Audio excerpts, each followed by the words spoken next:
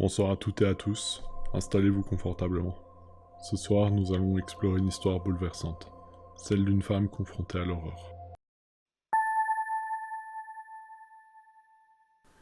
L'histoire remonte à une dizaine d'années. Chloé, alors âgée de 21 ans, confie que cette expérience restera à jamais gravée dans sa mémoire. À cette époque, Chloé était étudiante et venait de mettre fin à une relation compliquée. Fragilisée par cette rupture, elle se sentait isolée, n'ayant que très peu de contacts dans la ville, mis à part son ex et quelques amis. Face à ce sentiment de solitude, elle installa une application de rencontre, cherchant à discuter, tisser des liens amicaux, voire développer une relation plus profonde. Quelques jours plus tard, Chloé fit la connaissance de Simon, un jeune homme de 25 ans, légèrement plus âgé qu'elle. Leurs échanges, bien que sporadiques, s'étendirent sur une semaine. Simon se présenta comme un membre d'un groupe de musique vivant dans une maison partagée avec ses compagnons de scène. Il lui envoya des vidéos de leur groupe, mais celles-ci, publiées sur YouTube, semblèrent peu convaincantes. Très peu de vues, une image fixe qui paraissait fortement retouchée. Parmi les musiciens, l'un d'eux pouvait vaguement correspondre à Simon, mais rien ne permit de l'affirmer avec certitude. Quant à la musique, il s'agissait d'un mélange de styles qui n'était pas vraiment du goût de Chloé. Cependant, cela lui importait peu. Simon lui semblait être quelqu'un de sympathique en dépit de ses préférences musicales. Puis, du jour au lendemain, Simon cessa de lui parler pendant une dizaine de jours. Chloé, pensant que leurs échanges étaient terminés, Je n'étais pas vraiment touchée, surtout que la conversation ne m'intéressait même pas vraiment. cependant, un jour, alors qu'elle se trouvait au travail, elle reçut un message de Simon. Il s'excusa pour son silence et, pour se faire pardonner, l'invita à un barbecue organisé dans un jardin en compagnie de ses amis et de ses camarades de groupe. Ce soir même, pourquoi pas. Simon expliqua que leur prétendu manager de groupe leur avait fourni une maison pour enregistrer leur musique. Son explication m'a paru un peu bancale, surtout vu le nombre de vues ridicules sur leurs vidéos YouTube. Mais bon, comme je n'avais rien de prévu, je me suis dit pourquoi pas.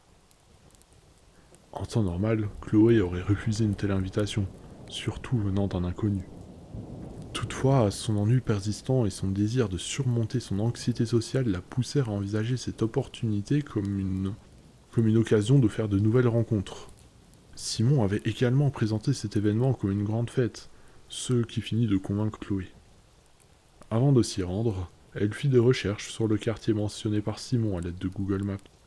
Elle découvrit qu'il s'agissait d'une zone résidentielle de banlieue, peuplée majoritairement de familles, d'enfants, de vie. L'idée d'être dans un jardin en pleine journée d'été lui sembla plutôt rassurante. Il y aurait sans doute des voisins dehors.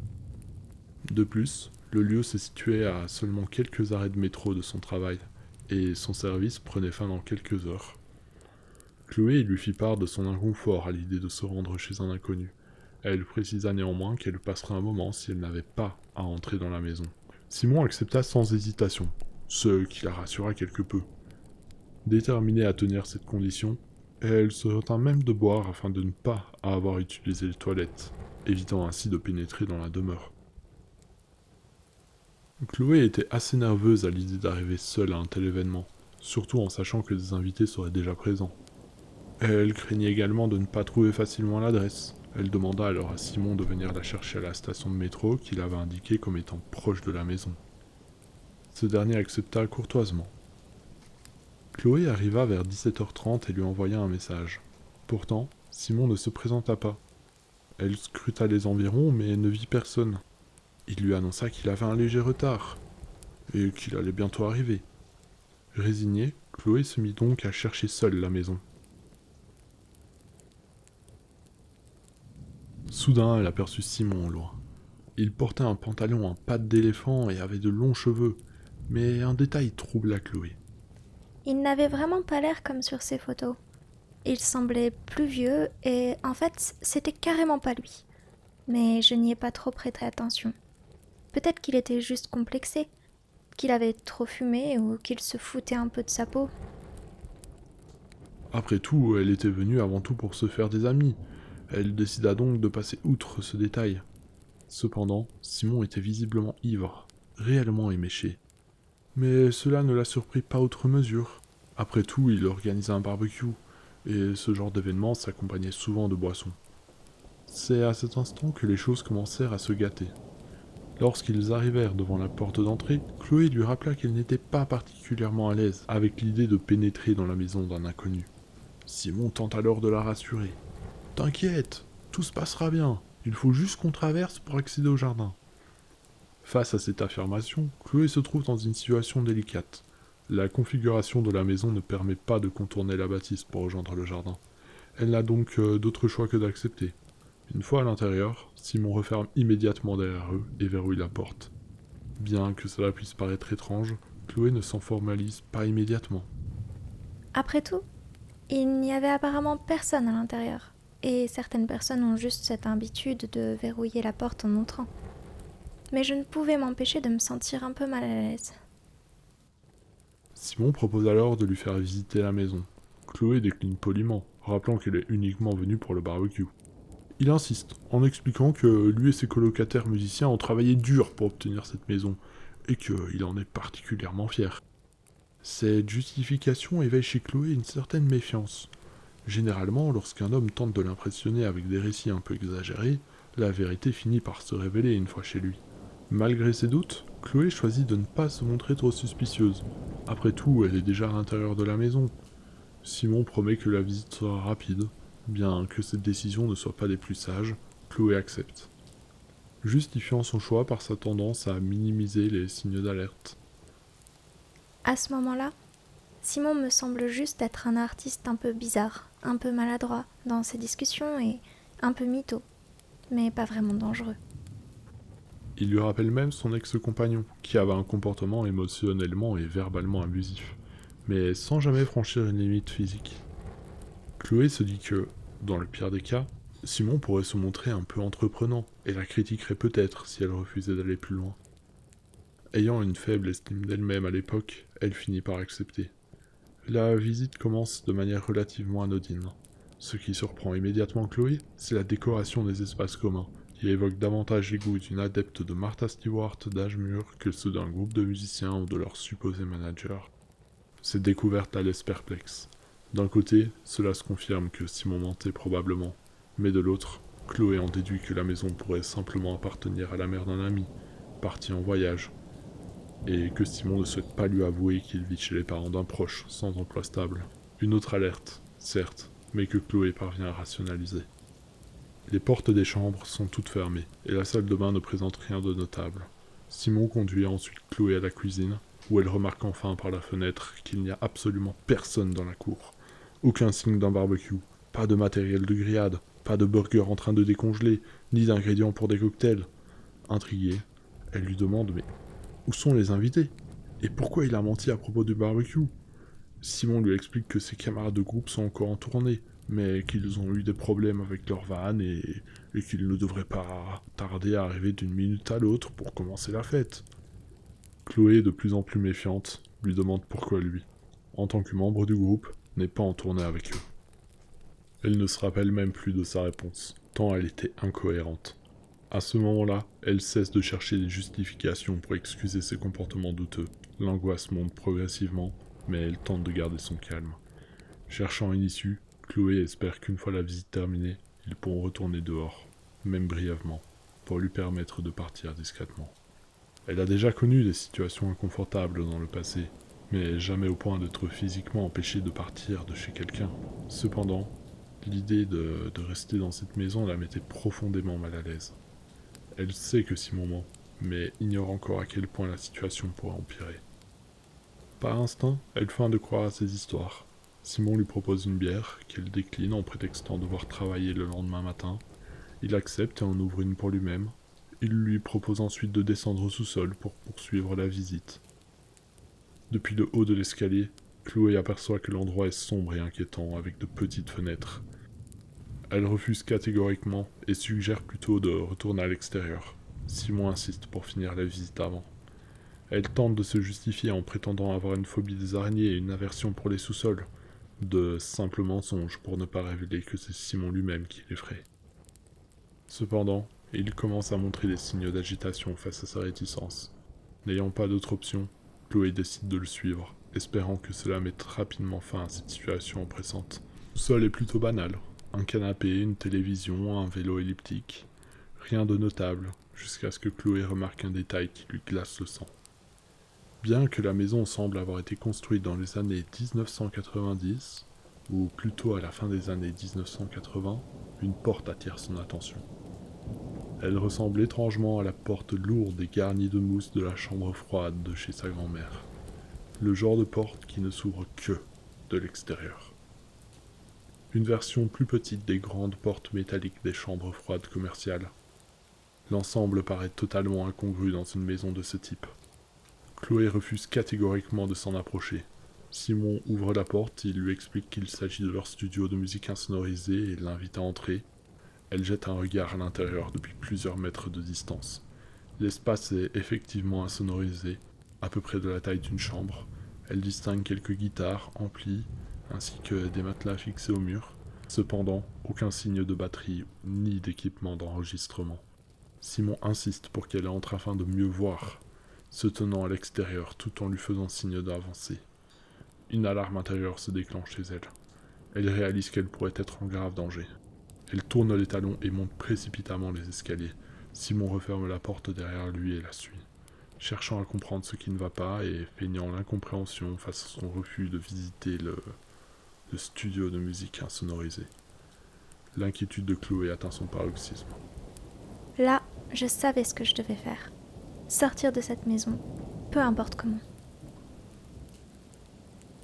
Cependant, les portes d'entrée et de sortie sont fermées et verrouillées, rendant une fuite difficile. La salle de bain ne dispose pas de fenêtres, l'agencement de la maison est complexe et elle ne la connaît pas bien. Simon est bien plus grand qu'elle, du type élancé qui peut courir vite, même s'il fumait un paquet par jour. Elle décide de feindre la normalité, espérant que cela suffira à calmer la situation. Pendant quelques minutes, ils échangent des banalités. Simon ouvre une nouvelle bière et semble se détendre, ce qui permet à Chloé de souffler légèrement. Désespérée, elle propose une nouvelle fois d'aller profiter du beau temps dans le jardin. Simon refuse, et il commence à s'agacer face à la volonté de Chloé de sortir.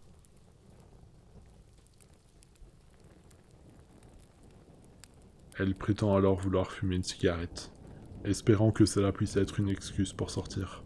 Simon lui répond qu'ils peuvent fumer à l'intérieur, et il lui montre un bol de céréales rempli de mégots. La frustration de Chloé monte, mais elle s'efforce de garder son calme. Ils s'installent à table et allument leur cigarette. Une fois la sienne terminée, Simon commence à rouler un joint qu'il allume immédiatement. Il lui propose d'en prendre, et bien qu'elle décline poliment, il insiste. Pour éviter de le contrarier, Chloé accepte de tirer une petite bouffée. Elle feint de tousser exagérément, prétendant être novice. Heureusement, Simon ne semble pas être doué pour détecter les mensonges des autres. Après cette scène, Simon propose de regarder un film en attendant le retour de ses camarades.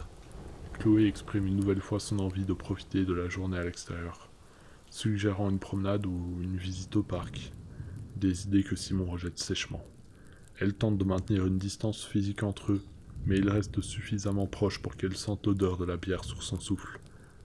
Lorsqu'il lui saisit la taille, elle recule immédiatement et cherche à détourner l'attention en évoquant la nourriture pour le barbecue, feignant toujours de croire à ses propos. Simon, visiblement irrité, répète fermement que ses amis devraient arriver d'une minute à l'autre. L'anxiété de Chloé atteint son comble, mais elle essaye de maintenir la situation sous contrôle par des banalités. Elle ne comprend pas comment elle a pu avoir autant de chance, mais l'événement qui suit pourrait bien lui avoir sauvé la vie. Simon se dirige vers le réfrigérateur pour prendre une autre bière, mais il en sort une boîte vide, visiblement encore plus irrité. Chloé prend un risque et propose d'aller acheter de la bière pour la fête. Elle redoute que cette suggestion impliquant de sortir de la maison ne le mette davantage en colère, mais elle n'a plus d'autre idée. Contre toute attente, les yeux de Simon s'illuminent, à l'idée qu'elle puisse réellement vouloir boire avec lui, et il accepte. Alors qu'il marche vers le magasin d'alcool, Chloé ne sait toujours pas comment s'échapper. L'idée de juste m'éloigner de Simon dans ce quartier super désert me paraissait risquée. Mais j'étais tellement soulagée de ne plus être dans cette maison. Une fois arrivée, elle lui dit qu'elle n'a pas besoin d'entrer, c'est juste pour acheter de la bière. Et trop stressée pour discuter, elle accepte en espérant qu'une opportunité de partir se présente. À l'intérieur du magasin, Simon lui demande quelle bière elle veut. Chloé lui rappelle qu'elle doit travailler le lendemain et qu'elle souhaite donc ne pas boire. Simon insiste, exige qu'elle nomme une marque. Alors Chloé mentionne simplement la première qui lui vient à l'esprit. Lorsqu'il passe à la caisse, le vendeur se montre désagréable. Chloé envisage brièvement de lui demander de l'aide, mais paniquée, renonce. Elle se souvient aussi des fois où son ex avait convaincu des inconnus qu'elle était folle pour les dissuader de l'aider. Ce vendeur semble être du genre à tomber dans le piège, donc elle préfère ne pas tenter sa chance. Elle a alors une dernière idée avant d'essayer de fuir ou de crier. Un drugstore se trouve juste en face. Elle prétend avoir besoin d'acheter une brosse à dents, laissant entendre qu'elle pourrait rester chez Simon. Ce dernier accepte avec enthousiasme, mais tente de la suivre dans le magasin. Chloé lui dit qu'il est interdit d'y entrer avec de l'alcool. Elle n'est pas sûre que ce soit vrai, mais Simon, ivre, la croit et accepte d'attendre dehors. Il n'a même pas son téléphone en main. Je pensais naïvement que je pourrais juste traîner dans le drugstore jusqu'à ce qu'il se lasse ou devienne méfiant et parte. Mais non. Après une demi-heure à me balader dans les rayons, il était toujours là, planté devant la vitrine, à me fixer. Chaque fois qu'elle vérifie, il est là, scrutant l'intérieur pour la repérer. Chloé ne connaît personne dans la ville à qui demander de l'aide, et la police ne prend généralement pas en compte ce genre de situation. Les employés du magasin, qui semblent être majoritairement des lycéens, ne paraissent pas être des personnes que Chloé souhaite mêler à cette histoire. Elle s'étonne que Simon ne soit pas entré pour voir ce qui prend autant de temps. Elle envisage brièvement de se faufiler entre les rayons pour sortir discrètement, mais il reste obstinément à sa place, surveillant chaque mouvement. Chloé finit par stationner à la sortie du magasin et attend qu'un groupe de personnes avenantes passe en caisse. Elle les suit à l'extérieur, puis se tourne immédiatement vers Simon. D'une voix ferme et suffisamment forte pour faire comprendre qu'elle était prête à provoquer une scène, elle lui ordonne de la laisser tranquille et de rentrer chez lui. Surpris, Simon regarde les personnes qui montent dans leur voiture et qui, alertés par la tension, observent désormais la scène. Sans dire un mot, il fait demi-tour et s'en va. Je cours jusqu'à la gare, qui, heureusement, est dans une direction opposée à la maison de Simon. Une fois chez moi, je vois que son profil sur l'app de rencontre a soit été supprimé, soit bloqué. Je n'ai plus jamais eu de nouvelles de lui. Des années plus tard, lorsque Chloé repensera à cette expérience, elle regrettera de ne pas avoir signalé cet individu. L'idée qu'il ait pu réitérer ce comportement avec une autre personne, après avoir cette fois-ci pris bien soin de réapprovisionner son réfrigérateur, la tourmente. Cependant, à l'époque, elle est convaincue que personne ne la prendrait au sérieux. Honteux de ses choix, elle souhaite simplement tourner la page. De surcroît, les informations dont elle dispose sont limitées. Un prénom probablement faux et une localisation approximative d'une maison qui n'est peut-être même pas la sienne. Elle sait qu'elle ne connaîtra sans doute jamais la vérité, et peut-être est-ce mieux ainsi. Quoi qu'il en soit, elle adresse une pensée claire à cet homme qu'elle nomme Simon. Putain de menteur. J'espère vraiment ne jamais te recroiser.